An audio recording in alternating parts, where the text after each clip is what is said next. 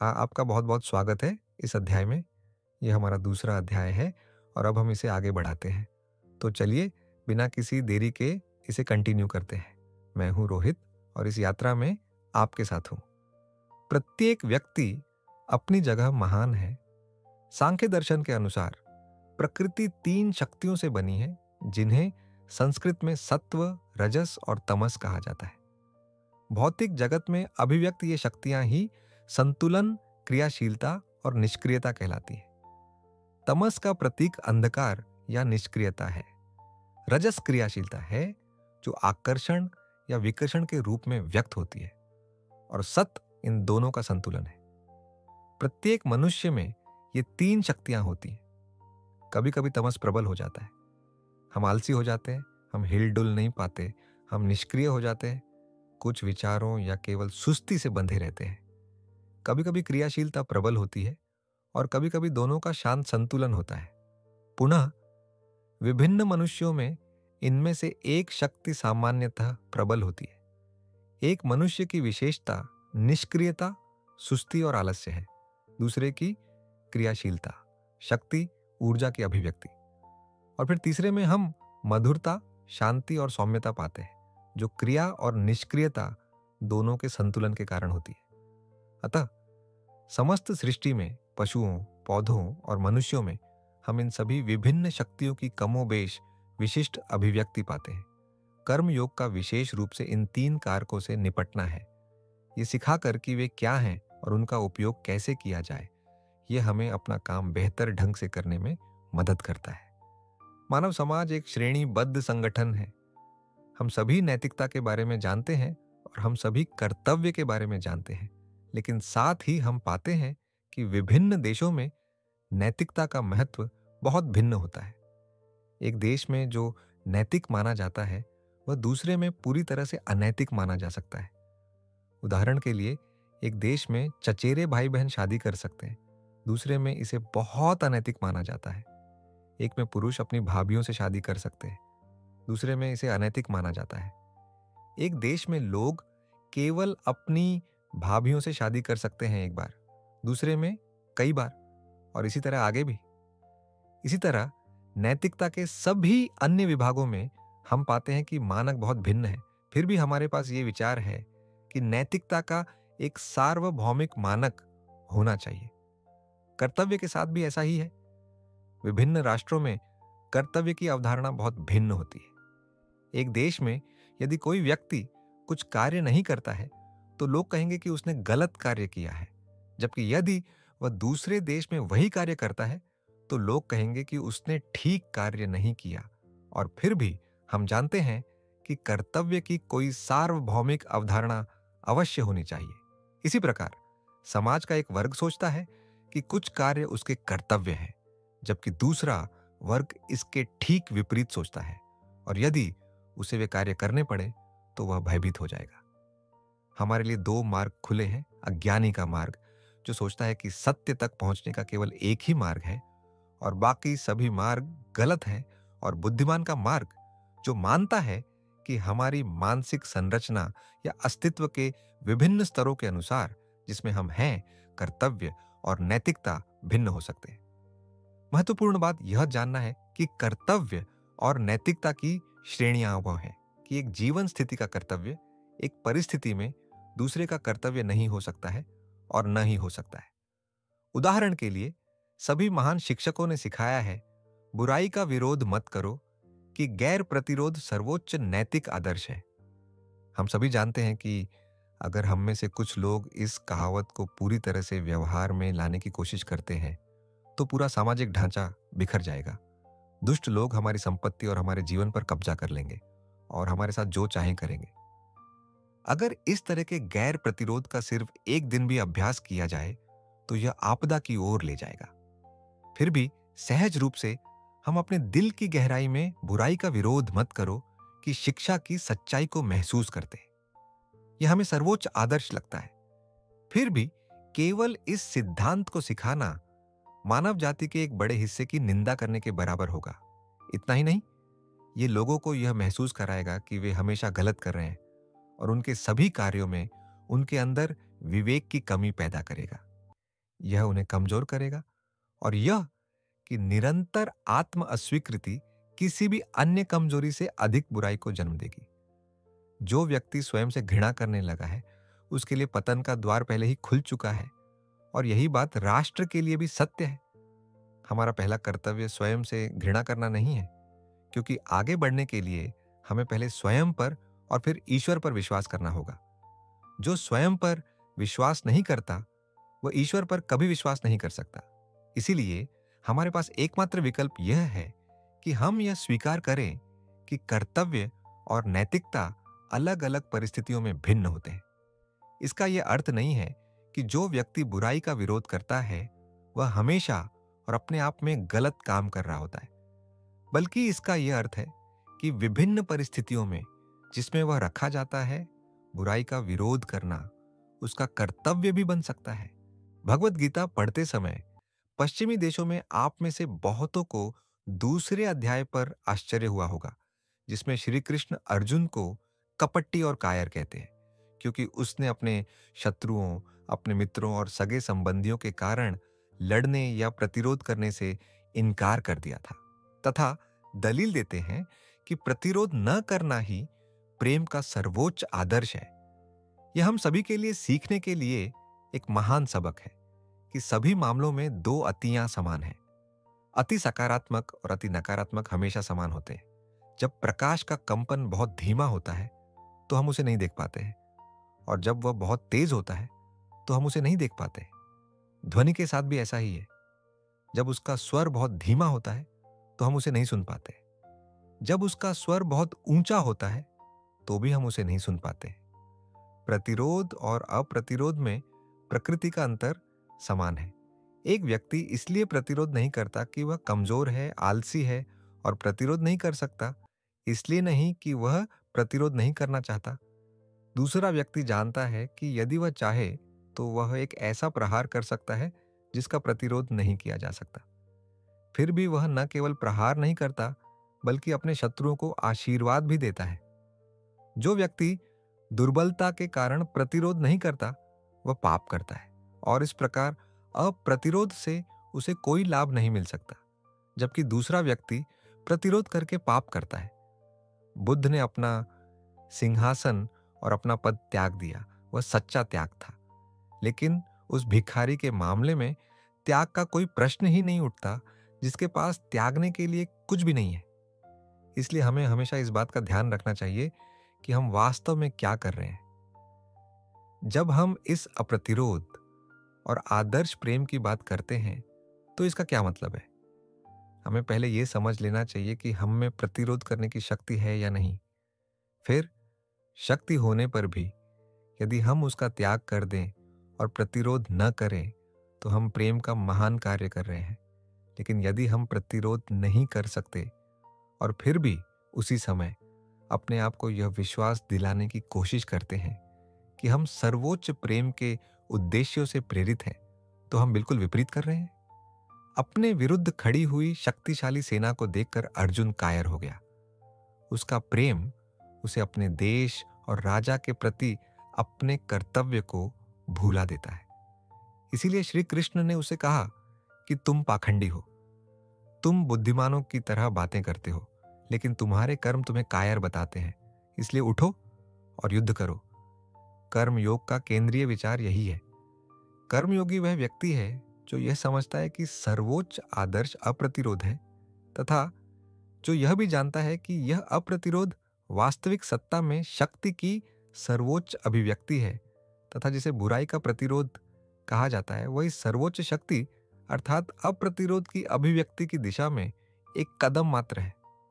इस सर्वोच्च आदर्श तक पहुंचने से पहले मनुष्य का कर्तव्य है कि वह बुराई का प्रतिरोध करे। उसे काम करना चाहिए, उसे लड़ना चाहिए, उसे सीधे कंधे से वार करना चाहिए। तभी जब वह प्रतिरोध करने की शक्ति प्राप्त कर लेगा, तब अप्रतिरोध एक सद्गुण होगा।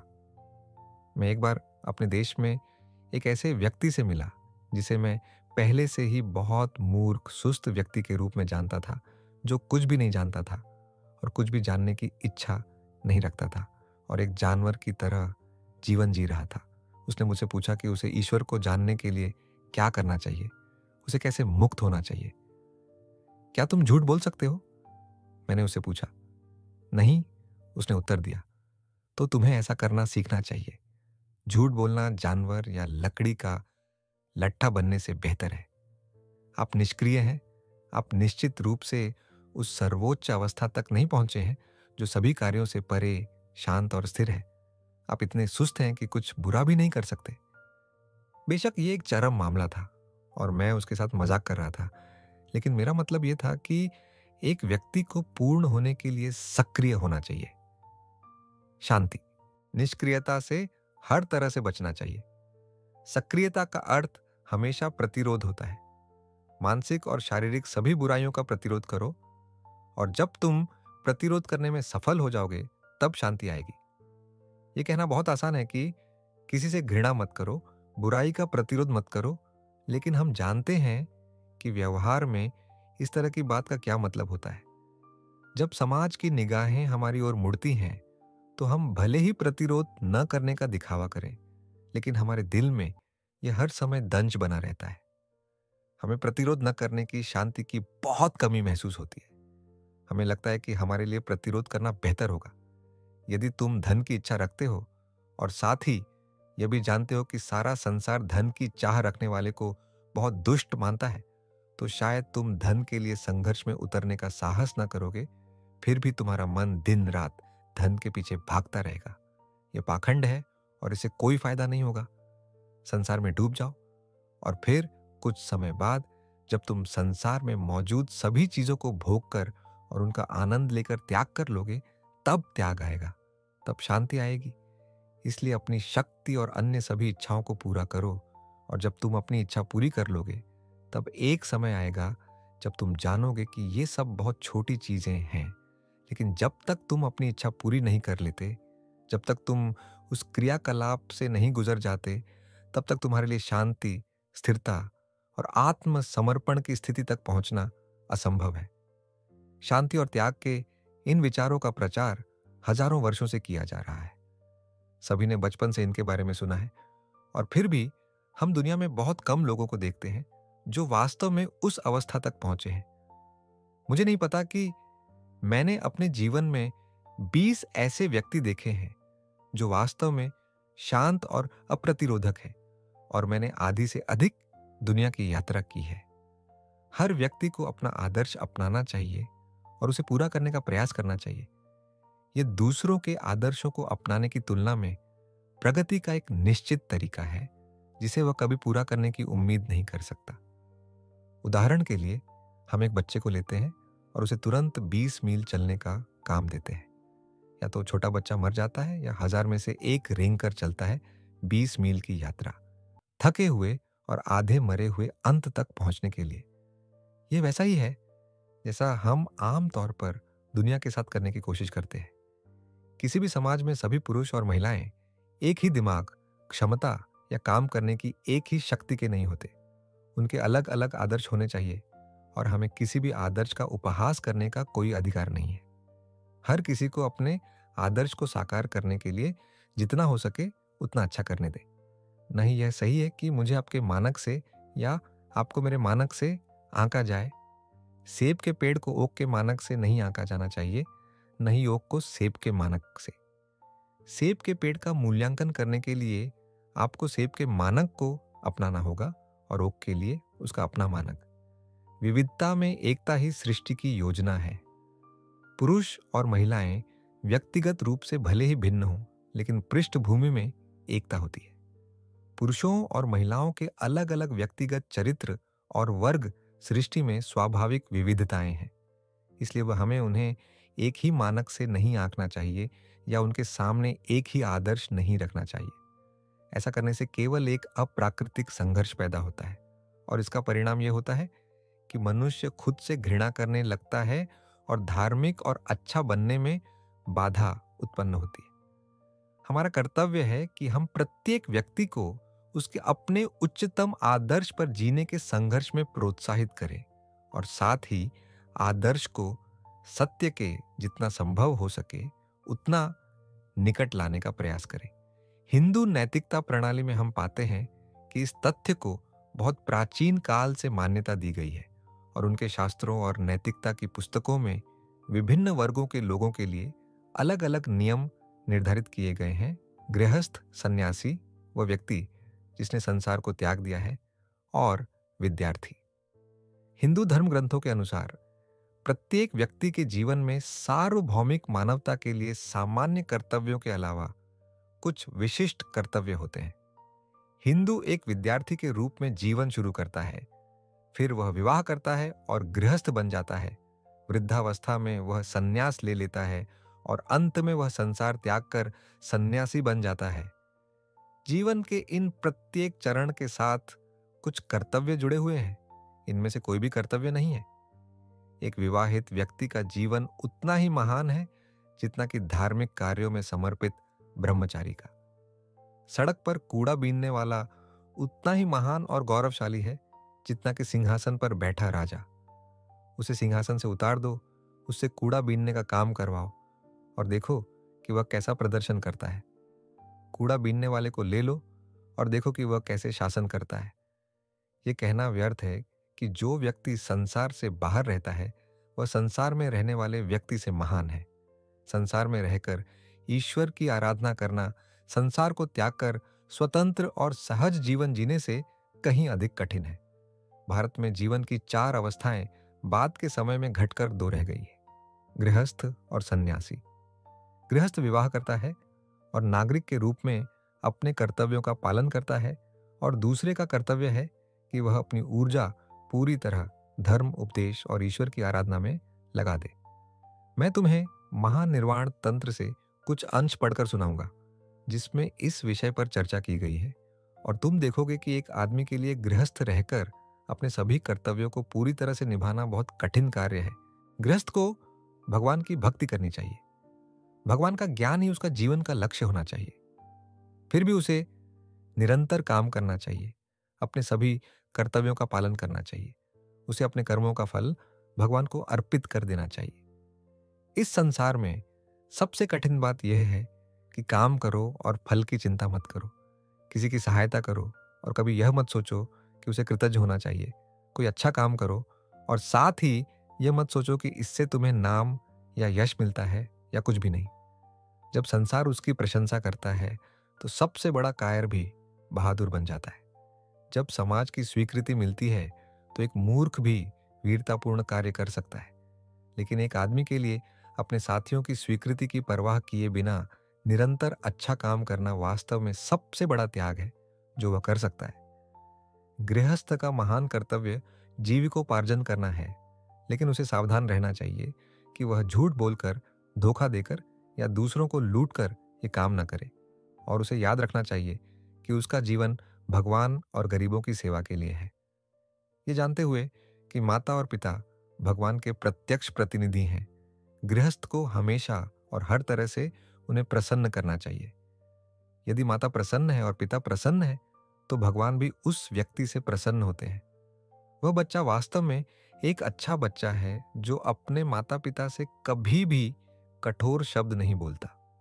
माता पिता के सामने बच्चे को मजाक नहीं करना चाहिए, बेचैनी नहीं दिखानी चाहिए, क्रोध या गुस्सा नहीं दिखाना चाहिए। माता या पिता के सामने बच्चे को झुककर खड़ा होना चाहिए, और जब तक वे उसे बैठने का आदेश न दें तब तक उसे बैठना नहीं चाहिए।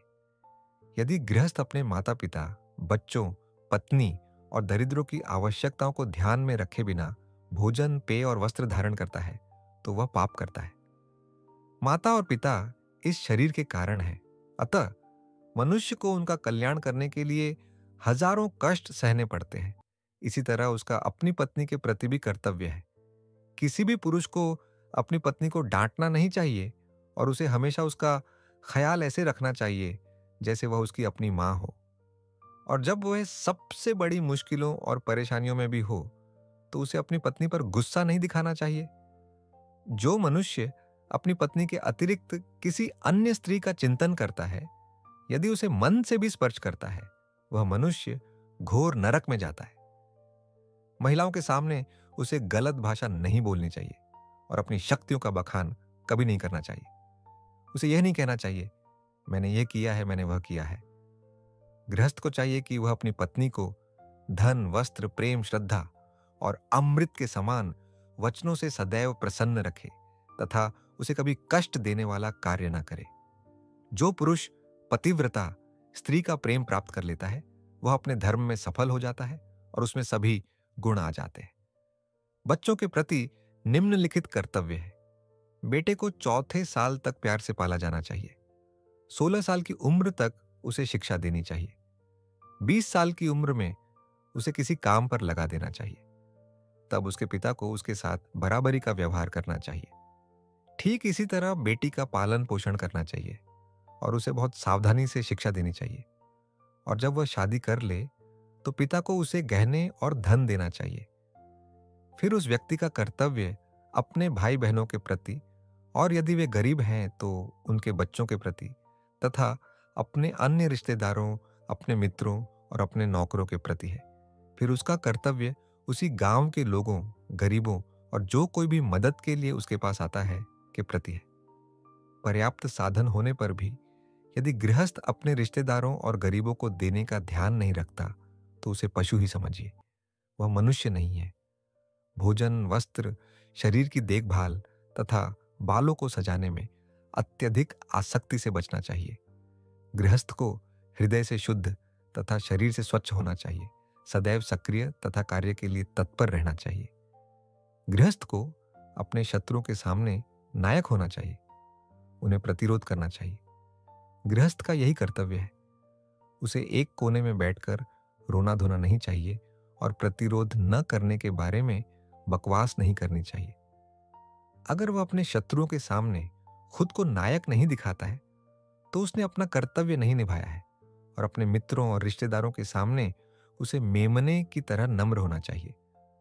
गृहस्थ का यह कर्तव्य है कि वह दुष्टों का आदर न करे, क्योंकि यदि वह संसार के दुष्टों का आदर करता है तो वह दुष्टता को संरक्षण देता है। और यदि वह आदर के योग्य लोगों अर्थात अच्छे लोगों का अनादर करता है तो यह बहुत बड़ी भूल होगी।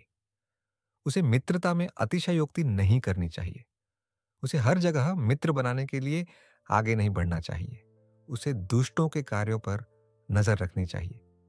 जिन पुरुषों से वह मित्रता करना चाहता है उनके बारे में और अन्य पुरुषों के साथ उनके व्यवहार के बारे में विचार करता है और फिर उनसे मित्रता करता है। इन 3 बातों के बारे में उसे बात नहीं करनी चाहिए। उसे अपनी प्रसिद्धि के बारे में सार्वजनिक रूप से बात नहीं करनी चाहिए। उसे अपने नाम या अपनी शक्तियों का प्रचार नहीं करना चाहिए। उसे अपनी संपत्ति या किसी भी ऐसी बात के बारे में बात नहीं करनी चाहिए जो उसे निजी तौर पर बताई गई हो। किसी व्यक्ति को यह नहीं कहना चाहिए कि वह गरीब है या वह अमीर है। उसे अपने धन का बखान नहीं करना चाहिए। उसे अपनी सलाह खुद रखनी चाहिए। यह उसका धार्मिक कर्तव्य है। ये केवल सांसारिक ज्ञान नहीं है। यदि कोई व्यक्ति ऐसा नहीं करता है तो उसे अनैतिक माना जा सकता है।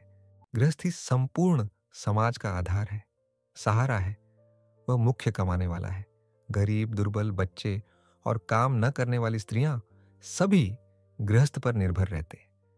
इसलिए कुछ कर्तव्य अवश्य हैं जो उसे निभाने हैं और इन कर्तव्यों से उसे उन्हें निभाने की शक्ति मिलनी चाहिए, न कि उसे ये सोचना चाहिए कि वह अपने आदर्श से नीचे काम कर रहा है। इसलिए यदि उसने कोई कमजोर काम किया है या कोई गलती की है तो उसे सार्वजनिक रूप से ऐसा नहीं कहना चाहिए। और यदि वह किसी उद्यम में लगा है और जानता है कि उसे इसमें असफलता ही मिलेगी तो उसे उसके बारे में नहीं बोलना चाहिए। ऐसा आत्म प्रकटीकरण न केवल अनुचित है बल्कि मनुष्य को विचलित भी करता है और उसे जीवन में अपने वैध कर्तव्यों के पालन के लिए अयोग्य बनाता है। साथ ही उसे इन चीजों को प्राप्त करने के लिए कठोर संघर्ष करना चाहिए। पहला ज्ञान और दूसरा धन, ये उसका कर्तव्य है। और यदि वह अपना कर्तव्य नहीं करता तो वह कुछ भी नहीं है। जो गृहस्थ धन प्राप्त करने के लिए संघर्ष नहीं करता वह अनैतिक है। यदि वह आलसी है और निष्क्रिय जीवन जीने में संतुष्ट है तो वह अनैतिक है, क्योंकि उस पर सैकड़ों लोग निर्भर हैं। यदि वह धन कमाता है तो उसे सैकड़ों अन्य लोगों का भरण पोषण होगा। यदि इस शहर में सैकड़ों लोग ना होते जिन्होंने अमीर बनने का प्रयास किया और धन अर्जित किया तो ये सारी सभ्यता, ये भिक्षा गृह और भव्य भवन कहाँ होते। ऐसी स्थिति में धन संपत्ति के पीछे भागना बुरा नहीं है, क्योंकि वह धन वितरण के लिए है। गृहस्थ जीवन और समाज का केंद्र है। उसके लिए धन अर्जित करना और उसे उत्तम रीति से खर्च करना पूजा है, क्योंकि जो गृहस्थ अच्छे साधनों और अच्छे उद्देश्यों के द्वारा धनवान बनने के लिए संघर्ष करता है, वह मोक्ष प्राप्ति के लिए व्यावहारिक रूप से वही कार्य कर रहा है जो एक सन्यासी अपने कक्ष में प्रार्थना करते समय करता है, क्योंकि उनमें हम ईश्वर और उसकी समस्त वस्तुओं के प्रति भक्ति की भावना से प्रेरित होकर किए जाने वाले आत्मसमर्पण और आत्म बलिदान के एक ही सद्गुण के विभिन्न पहलुओं को देखते हैं। उसे हर तरह से अच्छा नाम कमाने के लिए संघर्ष करना चाहिए। उसे जुआ नहीं खेलना चाहिए, उसे दुष्टों की संगति में नहीं जाना चाहिए, उसे झूठ नहीं बोलना चाहिए और दूसरों के लिए परेशानी का कारण नहीं बनना चाहिए। अक्सर लोग ऐसी चीजें करने लगते हैं जिन्हें पूरा करने के लिए उनके पास साधन नहीं होते, जिसके परिणाम स्वरूप वे अपने लक्ष्य को प्राप्त करने के लिए दूसरों को धोखा देते हैं। फिर सभी चीजों में समय का कारक भी ध्यान में रखना चाहिए। जो एक समय में विफल हो सकता है, वह शायद दूसरे समय में बहुत बड़ी सफलता हो सकती है। गृहस्थ को सत्य बोलना चाहिए, नम्रता से बोलना चाहिए तथा ऐसे वचन बोलने चाहिए जो लोगों को प्रिय हो, जिनसे दूसरों का भला हो। उसे दूसरों के काम की बात नहीं करनी चाहिए। गृहस्थ तालाब खोदकर, सड़कों के किनारे पेड़ लगाकर, मनुष्यों और पशुओं के लिए विश्राम गृह बनाकर, सड़कें बनाकर और पुल बनाकर उसी लक्ष्य की ओर बढ़ता है जिस लक्ष्य की ओर सबसे बड़ा योगी जाता है। यह कर्म योग के सिद्धांत का एक हिस्सा है। क्रियाशीलता गृहस्थ का कर्तव्य। आगे एक प्रसंग है जिसमें कहा गया है कि यदि गृहस्थ युद्ध में युद्ध करते हुए मर जाता है तो अपने देश या धर्म को छोड़कर वह उसी लक्ष्य तक पहुंचता है जिस तक योगी ध्यान के द्वारा पहुंचता है, जिससे यह पता चलता है कि जो एक के लिए कर्तव्य है वह दूसरे के लिए कर्तव्य नहीं है। साथ ही यह नहीं कहा गया है कि यह कर्तव्य निम्न करने वाला है और दूसरा उच्च करने वाला। प्रत्येक कर्तव्य का अपना स्थान है और हम जिस परिस्थिति में हैं उसके अनुसार हमें अपने कर्तव्यों का पालन करना चाहिए। इन सब में से एक विचार निकलता है, सभी कमजोरियों की निंदा। यह हमारी सभी शिक्षाओं में एक विशेष विचार है जो मुझे पसंद है, चाहे वह दर्शन शास्त्र में हो या धर्म में हो या काम में हो। अगर आप वेदों को पढ़ेंगे तो आप पाएंगे कि यह शब्द हमेशा दोहराया जाता है। निर्भयता, किसी भी चीज से न डरे। डर कमजोरी की निशानी है। एक आदमी को दुनिया के उपहास और मजाक की परवाह किए बिना अपने कर्तव्यों का पालन करना चाहिए। यदि कोई व्यक्ति ईश्वर की आराधना करने के लिए संसार से संन्यास ले लेता है तो उसे यह नहीं सोचना चाहिए कि जो लोग संसार में रहते हैं और संसार के लिए काम करते हैं वे ईश्वर की पूजा नहीं कर रहे हैं। नहीं, जो लोग संसार में रहते हैं पत्नी और बच्चों के लिए, उन्हें यह सोचना चाहिए कि जो लोग संसार को त्याग देते हैं वे नीच आवारा हैं। प्रत्येक व्यक्ति अपने अपने स्थान पर महान है। इस विचार को मैं एक कहानी के माध्यम से स्पष्ट करूंगा। एक राजा अपने देश में आने वाले सभी सन्यासियों से पूछा करता था, बड़ा आदमी कौन है? वह जो संसार को त्याग कर सन्यासी बन जाता है या वह जो संसार में रहकर गृहस्थ के रूप में अपने कर्तव्यों का पालन करता है? कई बुद्धिमान लोगों ने इस समस्या का समाधान करने का प्रयास किया। कुछ लोगों ने दावा किया कि सन्यासी ही महान है, जिस पर राजा ने मांग की कि वे अपने दावे को साबित करें। जब वे साबित नहीं कर सके तो उसने उन्हें विवाह करके गृहस्थ बनने का आदेश दिया। फिर कुछ और लोग आए और कहा, जो गृहस्थ अपने कर्तव्यों का पालन करता है वह बड़ा आदमी है। उनसे भी राजा ने प्रमाण मांगे। जब वे प्रमाण नहीं दे सके तो उसने उन्हें भी गृहस्थ के रूप में बसने के लिए कहा। अंत में एक युवा सन्यासी वहां आया और राजा ने उससे भी इसी तरह पूछा। उसने उत्तर दिया, हे राजा, प्रत्येक व्यक्ति अपने स्थान पर समान रूप से महान है। मुझे यह सिद्ध करो, राजा ने पूछा। मैं तुम्हें यह सिद्ध करूंगा, सन्यासी ने कहा, लेकिन पहले तुम्हें आना होगा और कुछ दिनों तक मेरे जैसा जीवन जीना होगा ताकि मैं जो कह रहा हूं उसे तुम्हें सिद्ध। फिर जब तीनों शिशु पक्षियों ने देखा कि क्या हो चुका है और तीनों मेहमानों के लिए अभी भी पर्याप्त भोजन नहीं है? तो उन्होंने कहा, हमारे माता पिता ने जो कुछ कर सकते थे किया है, और फिर भी वह पर्याप्त नहीं है।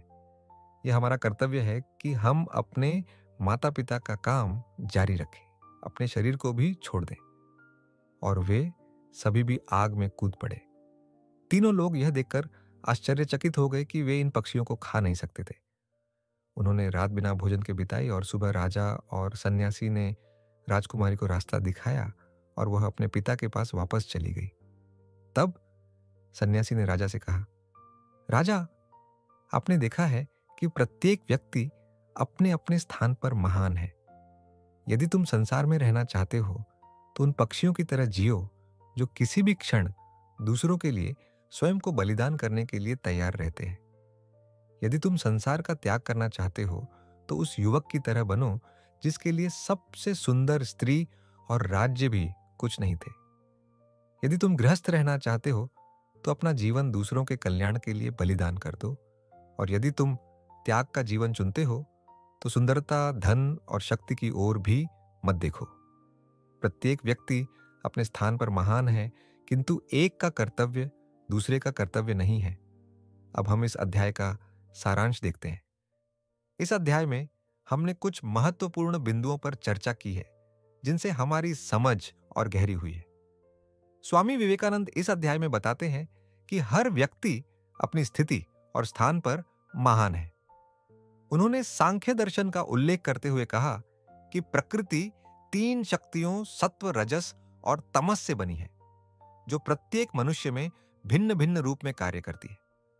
तमस निष्क्रियता और आलस्य का प्रतीक है, रजस क्रियाशीलता और ऊर्जा का प्रतीक है, जबकि सत्व दोनों के बीच संतुलन उपलब्ध करवाना करता है।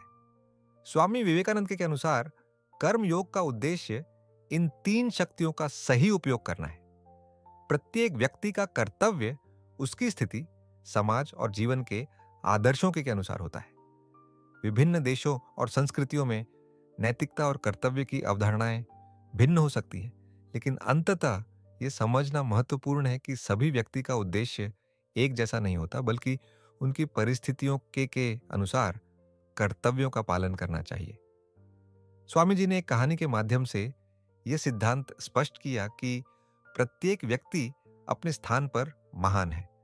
उन्होंने यह भी बताया कि यदि कोई व्यक्ति गृहस्थ जीवन जी रहा है तो उसका जीवन भी उतना ही महत्वपूर्ण है जितना एक सन्यासी का जीवन।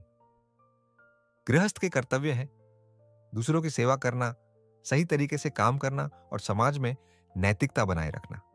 निष्कर्ष, कर्तव्य और नैतिकता। हर व्यक्ति का कर्तव्य और नैतिकता उसकी स्थिति, समाज और जीवन के उद्देश्यों के अनुसार भिन्न हो सकता है। हमें यह स्वीकार करना चाहिए कि हर किसी का कार्य स्थान और स्थिति के अनुसार मूल्यवान है। सत्य, रजस और तमस, ये 3 शक्तियां प्रत्येक व्यक्ति में विभिन्न रूपों में था है। कर्म योग का उद्देश्य इन शक्तियों का सही तरीके से उपयोग करना है ताकि हम अपने कार्यों में संतुलन और निस्वार्थता ला सकें। कर्मयोग का उद्देश्य, कर्मयोग सिखाता है कि हमें अपने कर्मों को निस्वार्थ भाव से करना चाहिए, चाहे हम सन्यासी हों, चलो भी गृहस्थ। हमारे कर्म हमारे उद्देश्य और समाज के भले के लिए होने चाहिए और न केवल निजी लाभ के लिए। प्रत्येक व्यक्ति का महत्व, जो कार्य हम करते हैं वह हमारे जीवन के आदर्श और कर्तव्यों के अनुसार महत्वपूर्ण होता है। हमें अपने कर्तव्यों को निभाते हुए अपने कार्यों में निष्कलंक ईमानदारी और निस्वार्थता रखना चाहिए। नैतिक आदर्श, हमें किसी एक आदर्श को दूसरे पर थोपने की बजाय हर व्यक्ति को अपने आदर्शों को पहचानने और उन पर काम करने का अवसर देना चाहिए। प्रत्येक का कार्य, चाहे वह गृहस्थ हो, चलो भी सन्यासी, समान रूप से महान हो सकता है यदि वह अपनी स्थिति और कर्तव्य के अनुसार सही तरीके से किया जाए। यह अध्याय हमें यह सिखाता है कि हर व्यक्ति का कार्य और जीवन के उद्देश्य समान नहीं था, लेकिन हर कार्य और जीवन की भूमिका महत्वपूर्ण था है। यही कर्म योग का असली उद्देश्य है, अपने स्थान पर रहते हुए सर्वश्रेष्ठ कार्य करना और उसे निस्वार्थ भाव से करना। तो अगले अध्याय में फिर मिलते हैं। तब तक अपना ख्याल रखना, खुश रहना और सबसे जरूरी खुद से प्यार करना। मैं हूं रोहित और बहुत जल्दी फिर मिलूंगा। धन्यवाद।